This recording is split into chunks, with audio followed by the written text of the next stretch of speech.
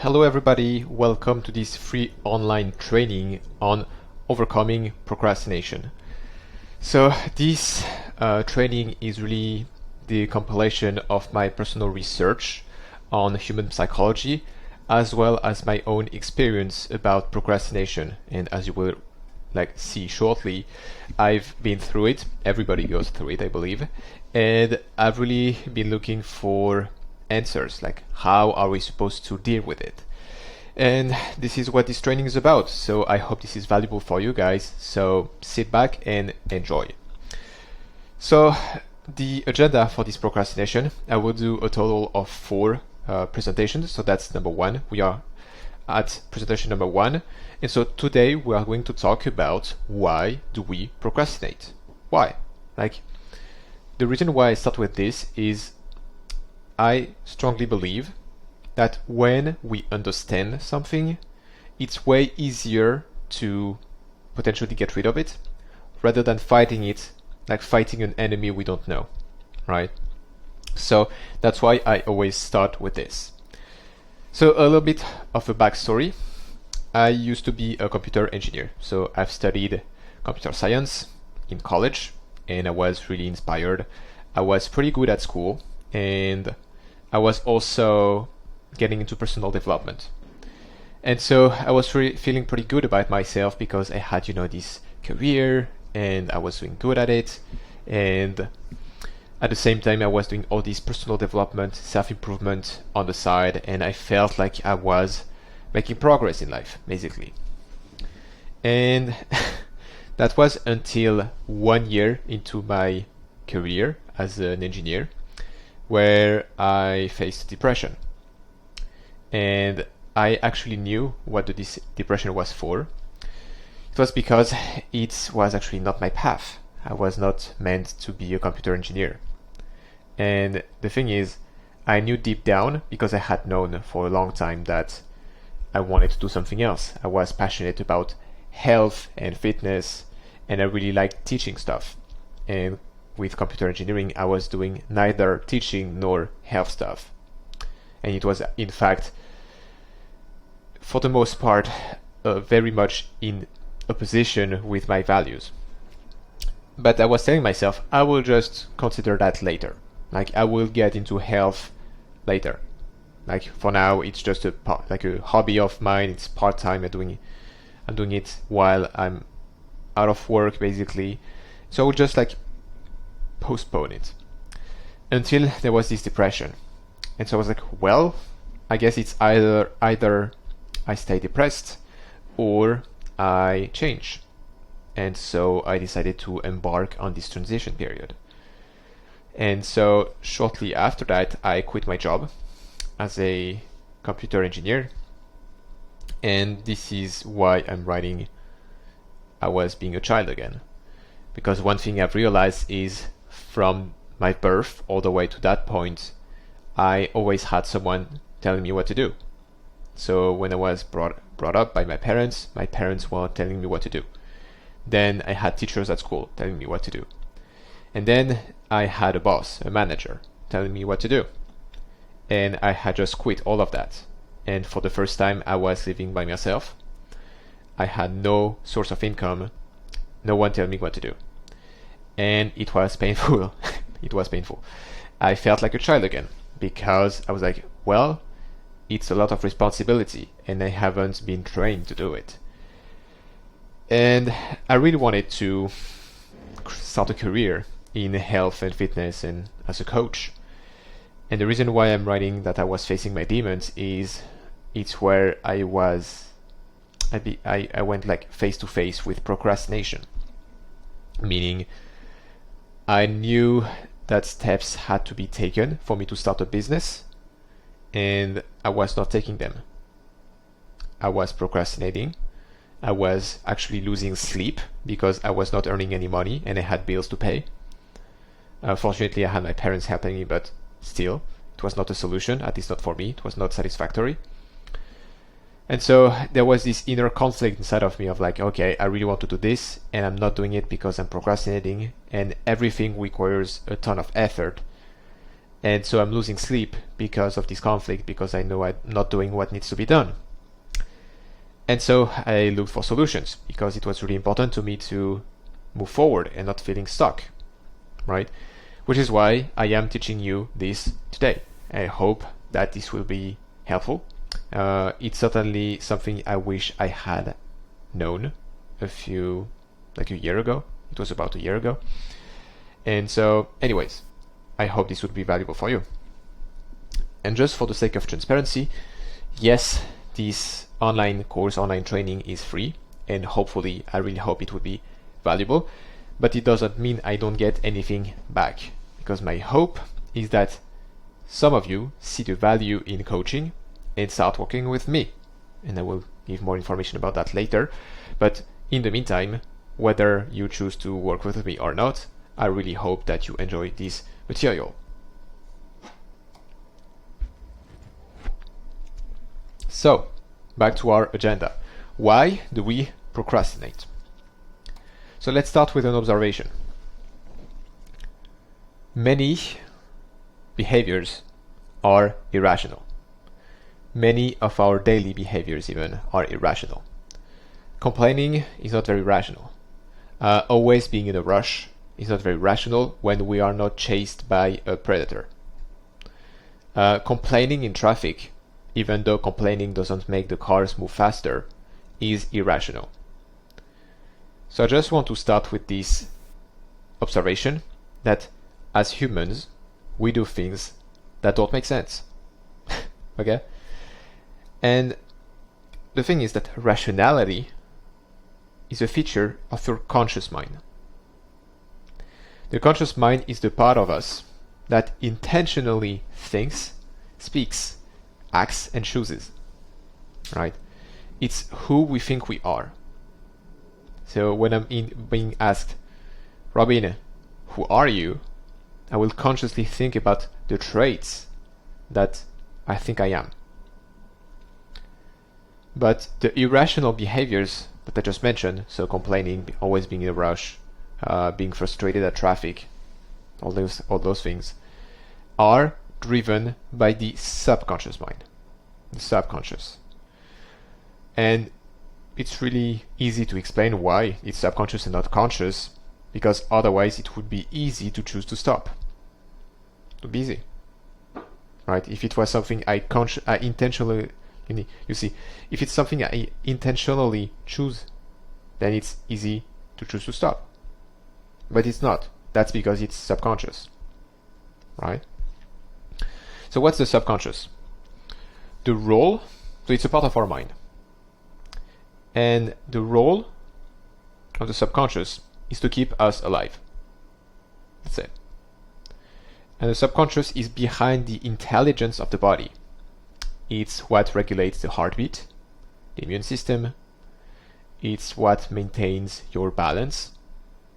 So when you are walking or running on uneven terrain, you're not consciously thinking about where exactly to go, how exactly to position your foot to stay balanced, right? Let alone, like if you miss a step, you will raise your arms to balance yourself. And it's not consciously done. It's automatic. It's subconscious. But the subconscious also permeates our psychology. So it's not just a physical thing, like heartbeat, immune system balance. It's also psychological. And things like people-pleasing, self-sabotage, imposter syndrome are all subconscious mechanisms that are related, linked to our survival, keeping us alive. And I will get back to that in a moment. So back to our topic of procrastination. What happens when we procrastinate is that our conscious desire to tackle a task goes against our subconscious urge to procrastinate. I would assert that most people would agree with this observation. Okay. The problem is that, according to people like Dr. Bruce Lipton, the subconscious amounts up to 95% of our brain power. So That's 19 to 1 for the subconscious, meaning the subconscious is up to 19 times more powerful than the conscious, which is why it's very hard to will our way through procrastination. That's because the subconscious is way more powerful. Way more powerful. And another thing that's really relevant in today's world is that actually stress makes it worse. And when I say stress, it could be an abusive boss, it could be the stepmom in some families, it could be nutritional deficiencies.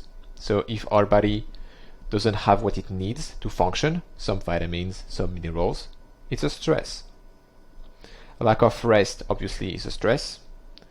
Living like a sedentary lifestyle is a stress, but also excessive exercise is a stress, which many people don't acknowledge.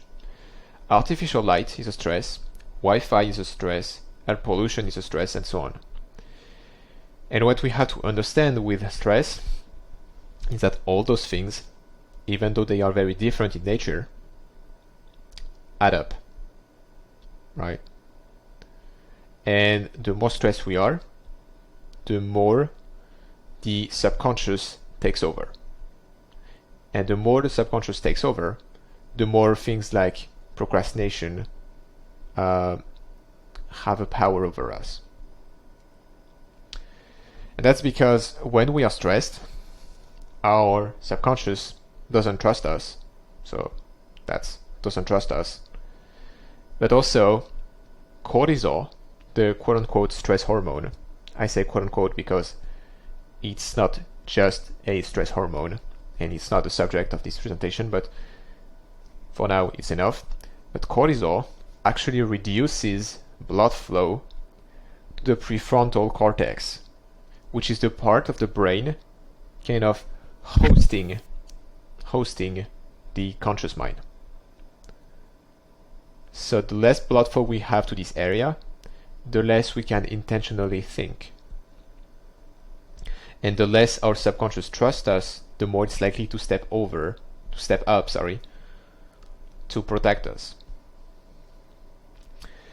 And so here was my personal breakthrough about procrastination. It was that procrastination is survival. It's not a question of character. It's not because I'm lazy. Procrastination is a matter of self-preservation. That's it. And the moment I understood that, a lot of tension left my body. Like, I'm not actually fighting myself, I'm just surviving. And so maybe, just maybe, there are other solutions than fighting harder. So why is procrastination survival? It is linked to fear. The rationale behind procrastination is fear. And mainly there are two fears that are relevant here. There's the fear of the unknown, and there's the fear of judgment. And what we have to remember is that every living organism moves away from death. Always. It's a matter of self-preservation. It's the biological urge to survive. So let's explore the fear of the unknown first. Why is the unknown scary? Because it's not known. And what's not known is unpredictable. Right? And everything that's unpredictable is dangerous. If we cannot predict what's going to happen, we cannot prepare for it, and we are less likely to die. At least that's what the subconscious believes. On the other hand, your past is known, and your present circumstances, however unpleasant, are known as well. Right? What you're currently going through and what you have been through is known. And again, from the perspective of your subconscious, perpetuating the known is safe. Is safe. And the human predicament, the the situation we all find ourselves in, is that we look for predictability in a world that's fundamentally unpredictable. And that's why we are so stressed, that's why we are so anxious and worrying all the time, is because we try to keep predicting stuff. We try to know what's going to happen, because it's fundamentally linked to the fear of the unknown, which is unsafe, which is basically synonymous with death, right? And as I said, every organism moves away from death. And the thing is that humans have a big-ass brain that allows us to use imagination, more on that later, imagination that allows us to prepare for the future. But the future is unpredictable. And so we have this big computer in our head that tries to predict something that hasn't happened, which causes a lot of restlessness, of dis-ease, unease. So that's for the fear of the unknown. What about the fear of judgment? Because okay, but if I'm being judged, it's just like words and they don't kill us, right? What we have to remember is that humans are a tribal species. We used to live in tribes. And in fact, we could not survive in isolation. We needed our tribe to survive. Which means that being kicked out or ostracized from the tribe meant death, and still means death. That's why it's relevant to talk about it, right?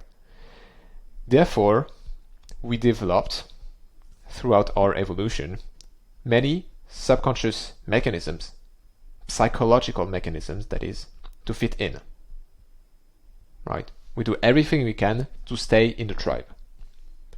And that's where the fear of judgment comes from. Because if we fear judgment, we are less likely to do something that will upset the tribe. And again, stress increases the power of that fear. Why?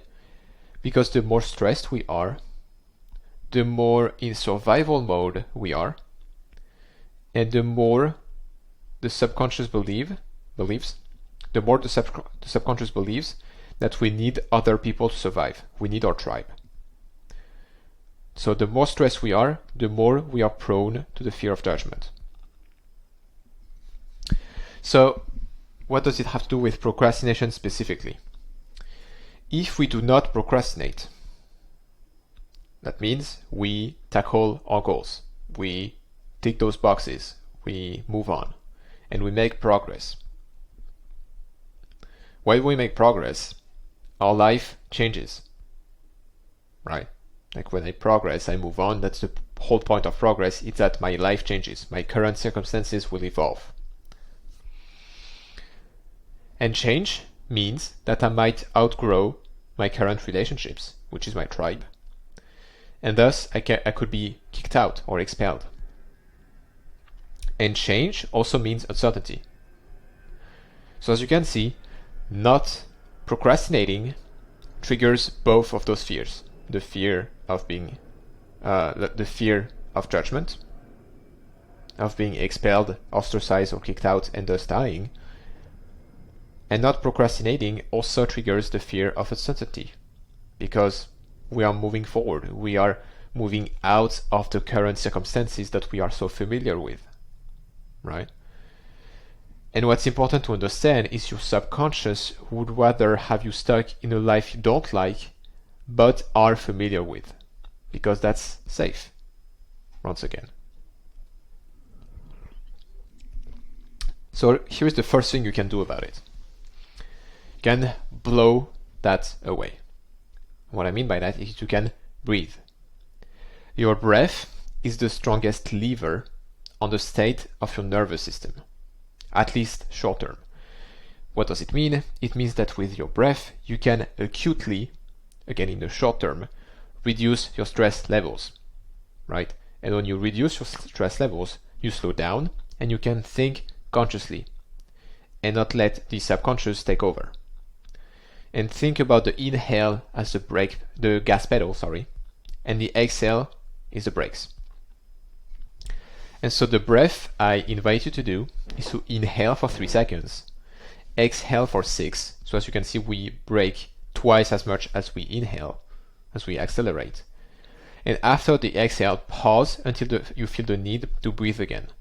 Don't overdo it, just enjoy the stillness that comes after an exhale. And do at least 5 of those. So inhale, exhale,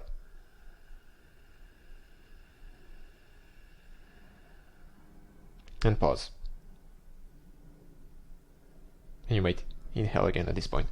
Do at least 5 of those, and what you will see is that the urge might disappear, and you might be like, oh, I'm fine actually, I can tackle that task because I'm safe. At least that's what your nervous system will register if you take the time to breathe. So, that was for why do we procrastinate, and I'll see you soon for part 2.